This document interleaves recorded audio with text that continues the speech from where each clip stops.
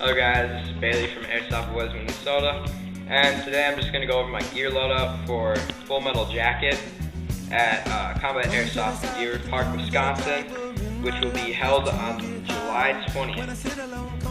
So I'll get started with my gun. This is a UTG M3 pump shotgun. Has a full stock unlike those shorty ones. I like it quite a bit. You get good grips with the rubber. So yeah, I will obviously have one shell in that gun, so keep that in mind. I have 8 shells total. Then I have my Condor Rigger's belt. I have 4 M3 shells along it, so I have quick access. And then if I was ever going to run out of ammo on the shells, on all my shells, which hopefully won't happen, I have my speed loader right here in the buckle up, so it's quick access. And then on top of these 4 shells, I have 3 extras in my pocket. I run 0.25 grams, if you guys have seen my review. Then there's Condor knee pads right here. I really like them. They allow quite a bit of flexibility. They aren't uncomfortable at all. So I choose that.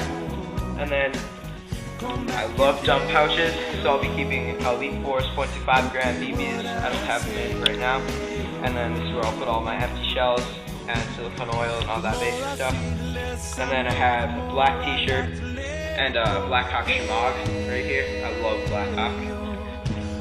And then I have mil-spec goggles. They require full seal eye protection and face protection too. So I have a lower mesh mask here.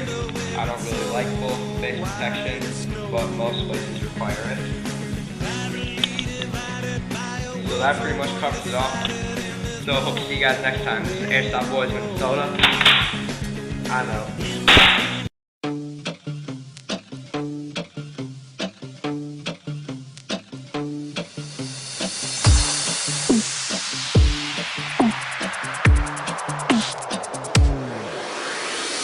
Now and then I think of when we were together.